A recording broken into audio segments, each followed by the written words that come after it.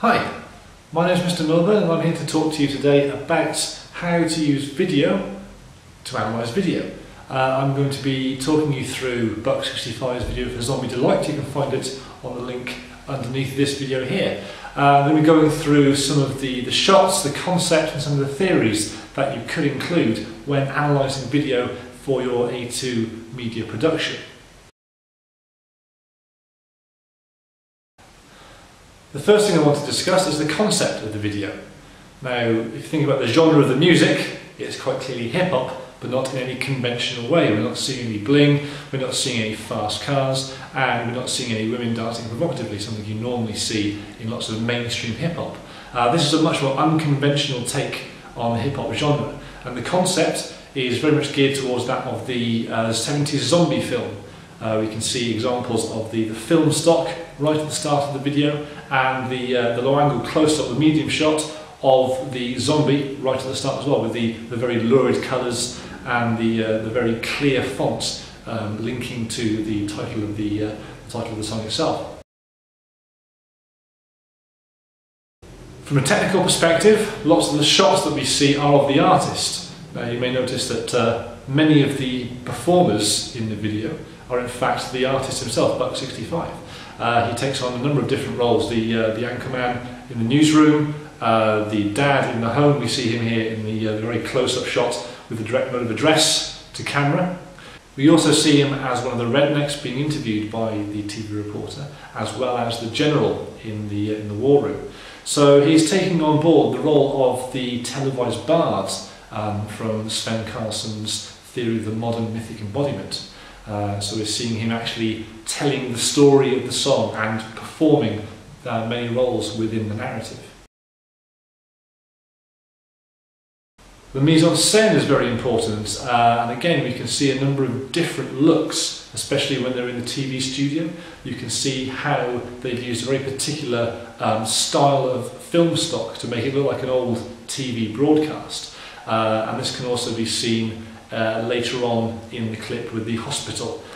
We see the use of lighting, and we can see the actual creation of the setting of that area as well, so we can tell where we are and we can tell what kind of mood is being established. Later on in the video we see a more conventional aspect of this sort of video with the dance sequence. This is lit very obviously, some examples shown here.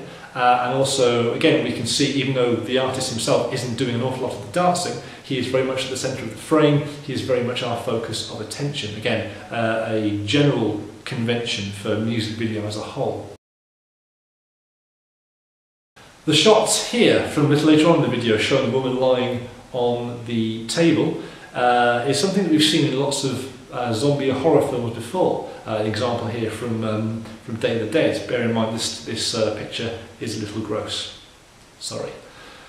This is an example of an intertextual reference.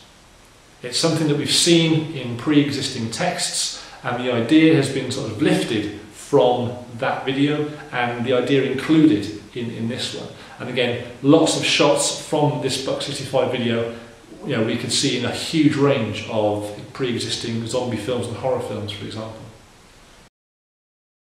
The editing, again, is very important, very fast-paced edits, and lots of changes of colour and some superimposition of particular words. For example, the word voodoo here obviously has strong links with the idea of zombies and links to that genre of film, that genre of video. If we're thinking about other theorists, Michael Shaw and his various categories of music video content, an example here of the anaesthetisation of violence through chic. Again, we're seeing an example of a very recognisable image from the horror film. You know, and it's something that makes the violence look cool rather than something that's intended to repulse us. There's also examples of Michael Shaw's Surface Without Substance. There's no real meaning behind the video. It's not trying to say any massive themes, but it all looks fairly slick and fairly well produced. Another important thing that you might link to Michael Shaw is the adolescent male fantasies.